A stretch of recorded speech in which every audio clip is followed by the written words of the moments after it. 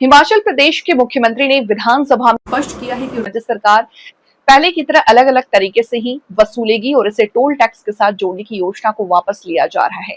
उन्होंने बताया कि सभी शुल्कों को फास्टैग से जोड़ने का निर्णय लिया गया था, लेकिन अब पारदर्शिता बनाए रखने के लिए पुरानी व्यवस्था बहाल की जाएगी।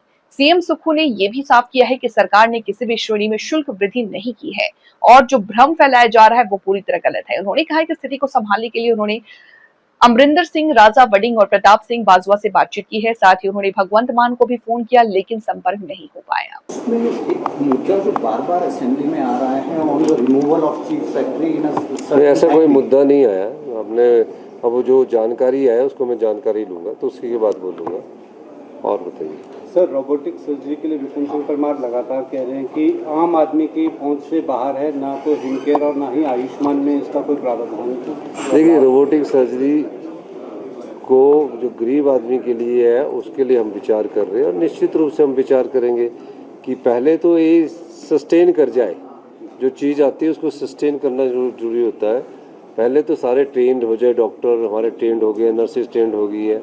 और वैसे भी अगर दूसरी सर्जरी होती है उसमें भी 30,000 रुपये ही खर्चा आता है, लेकिन लगता नहीं है।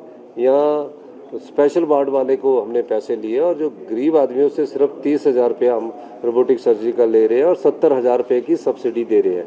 और जिसने स्पेशल वार्ड लिया उसको भी हम 50,000 रुपये की सब्सिडी दे रहे हैं। सर, कोई समय का टारगेट रखा है जिस तरह से आप हेल्थ इंफ्रास्ट्रक्चर को? देखिए, हेल्थ इंफ्रास्ट्रक्चर में रोज़ नई चीज़ें आती है और उसके हिसाब से इसको चेंज करना पड़ता है। लेकिन काफ़ी सालों से एक ऐसी व्यवस्था चली आ रही थी जो रूटीन की व्यवस्था थी, हम उसमें चेंज कर रहे हैं। डॉक्टरों से सलाह मशवरे के साथ आगे बढ़ रहे हैं।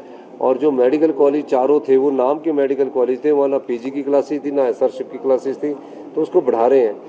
तो धीरे धीरे डॉक्टरों के सहयोग से, टेक्नोलॉजी के सहयोग से पेशेंट को, आम आदमी को अच्छा इलाज देने की दृष्टि से आगे बढ़ रहे हैं। सर, विदेशों से भारत में जो एप्पल इंपोर्ट होता है उस भारतीय जनता पार्टी ने आज सदन शुरू होने से पहले प्रोटेस्ट किया है एंट्री टैक्स वाले मामले पे। आपने असेंबली में स्टेटमेंट मैंने कई बार बोल दिया कि एंट्री टैक्स में उतनी बढ़ोतरी नहीं हो रही है और हमने उसको रैशनलाइजेशन किया है। Entry tax Bharatiya Janata party के समय में भी लगता आया, पिछली सरकारों में भी लगता आया।